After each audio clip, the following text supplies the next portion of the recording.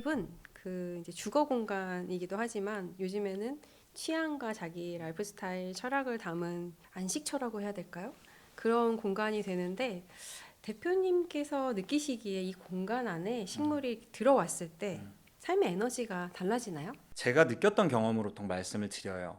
근데 이 식물이 뭐 공기 정화에도 좋다, 채산성을 그 업무의 효율성을 높여준다도 있지만 식물을 바라보면 되게 멈춰 있는 것 같은데 뭔가 자라나기도 하고 또는 죽기도 하고 마르기도 하는데 거기에서 시간의 흐름을 저는 느낀다고 생각을 해요. 우리가 마치 봄에 벚꽃이 피고 가을에 낙엽이 하는 좀 거시적인 관점의 시간이 흐름을 느끼고 그걸 통해서 좀 삶이 더 풍요로워지고 자세가 바뀌잖아요. 그것처럼 이 식물들을 바라보고 있으면 되게 좀 미시적으로 볼 수가 있고 그 속에서 새순이 나는 거 어느 순간 새순을 틔우고 내가 관리를 해주면 그리고 관심을 주면 훨씬 더 얘네들이 보답을 하듯이 이렇게 성장하는 걸 보면 기본적으로 이 정형적인 공간 안에서 시간의 흐름을 느끼고 내 삶과 시간이 훨씬 더 풍요로워지는 느낌이 들어서 이런 얘기를 하면서 식물을 소개시켜 드려요.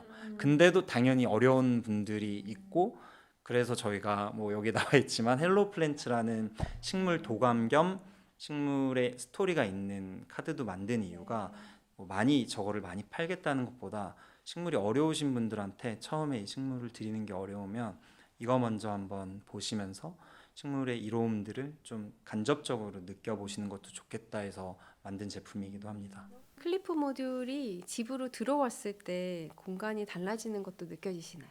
제품의 특징이 여러 가지 식물을 합식할 수 있는 한 바구니 안에 합식할 수 있는 제품이거든요. 한 이 플랜터라는 바구니 안에 여러 가지 식물을 한 번에 심으면 전문가라도 키울 수가 없어요. 그냥 물 한쪽에서 주면 물이 한쪽으로 흐르기 때문에 식생이 비슷한 애들 아니고는 여러 가지 식물을 못 심게 되는데 이 클리프 같은 경우는 독립적 모듈로 그 구조가 짜여 있기 때문에 물통에 물만 넣어 놓으면 10가지 식물이건 20가지 식물이건 식생이 다르더라도 물 주는 걱정 없이 키울 수 있거든요. 근데 이게 어떤 느낌을 주냐면 마치 정원이나 숲의 느낌을 준다고 되게 많은 피드백을 받았어요. 식물 이렇게 여러 가지가 나눠서 있는 것도 느낌이 있지만 한 어떤 플랜터 안에 여러 가지 식물이 함께 살고 있는 그 느낌이 약간 산책 나간 느낌이다. 약간 이런 이야기들을 많이 해주셔가지고 저희도 이런 부분으로 좀 고객들한테 어필을 많이 해야겠다 생각을 하고 있습니다. 특히 40대 이후에 중년, 노년 이후에 네. 되게 좋을 것 같거든요. 네. 40대가 넘어가면 부모님들도 굉장히 이제 나이가 연세가 많아지시고 아이들도 커가고 부부 관계에서도 서로의 돌봄이 많이 필요하잖아요. 그런 식으로 어떤 돌봄의 극에 달하는 나이대가 시작이 되는 것 같아요. 근데 식물을 돌보면 조금 릴렉스하고 편해져요. 생각보다 딱 입국tat하고 가만히 있다가 돌보면 또 보답을 하듯이 이제 성장을 하고 예쁜 잎들을 내는 것들을 보면 약간 돌봄의 필요성도 환기시켜 주는 것 같고 그거를 통해서 좀 정신적이나 아니면은 멘탈적으로도 공감을 식물한테 오히려 받는다가 이런 게 있는 것 같아요. 네. 식물 입문자한테 추천할 수 있는 식물들 그리고 절대 이 식물은 키우지 마라라는 애들을 알려주세요. 저는 스킨답서스라는 이제 넝쿨과 이제 넝쿨과 식물을 추천을 드리고 두 번째로는 립살립스 카스타라는 식물이 있거든요. 다육이과인데 이 두 가지가 완전 다른 모습으로 이제 식물을 키울 수가 있어요. 스킨답서스 같은 경우는 오히려 해외에서는 막 화장실이나 되게 어두운 곳에서도 많이 키울 정도로 빛이나 어떤 환경이 좋지 않더라도 잘 번식을 하는 식물이고 데빌스 아이비라는 그 학명도 있어요. 그래서 그만큼 악마의 넝쿨이라고 어디서나 계속 보이는 이 식물인데 무관심 속에서 직장인들 맞벌이 분들이 식물 처음에 키우실 때 너무 잘 키우실 수 있고요. 립살리스 카스타는 물론 관심은 필요하지만 본인이 문제가 있다는 것을 되게 빨리 알려줘요. 그게 얇고 긴 다육이 잎으로 되어 있거든요. 조금만 물이 부족해도 얘가 살 쪼그라들고 또 물을 넣어주면 탱탱해지고 이러면 고재미를 보는 것도 있어서 그 두 가지를 저는 좀 뭐 미관이랑 같이 했을 때 추천을 드리고 그리고 이 식물 좀 키우기 어렵다. 첫 번째 저는 허브라고 생각합니다. 허블이 네. 어려워. 은근히 어려워요. 환기가 너무 중요한 건데 식물 전문가들도 뭐 환기량을 압도적으로 해주는 거는 굉장히 힘들거든요. 그래서 저는 식물 초보자는 지향해야 될 거고 두 번째는 두꺼운 선인장이요. 네. 그 두꺼운 선인장은 반대로 신호를 안 알려줘요. 내가 지금 조금 마른지 조금 한지 전혀 안 알려. 갑자기 꾀꼬닥하면서 이제 초록별로 가게 되는 거죠.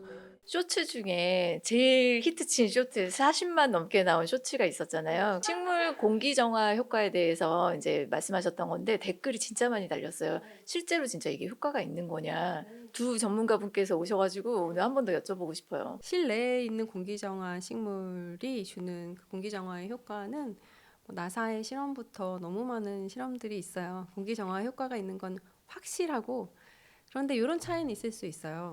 공기정화 식물이냐, 공기정화 식물이 아니냐의 차이에 공기정화 능력이 차이가 있어요. 공기정화 식물이 아닌 식물보다 60배까지 공기정화를 잘하거든요. 그러니까 어떻게 보면 공기정화 식물이 하나 있으면 해결될 일을 공기정화 식물이 아니라면 60개가 있어야 되니까 이건 이제 내 취사 선택인 것 같아요. 평형을 이루려는 약간 반응형 공기 정화기라고 생각을 합니다. 그래서 여기 더 이상 뭐 공기 정화할 게 없거나 습도나 이런 것들이 좀 좋지 않으면 얘네들은 조금 더 보수적으로 움직이고 다만 뭐 이산화탄소가 많다거나 햇빛이 많고 그리고 습도가 좀 낮다고 하면 얘네들이 더 빠르게 움직이면서 이 환경 자체를 본인들이 살기 좋은 환경으로 결국 사람이 살기 좋은 환경으로 만들지 않을까 이런 생각도 좀 듭니다.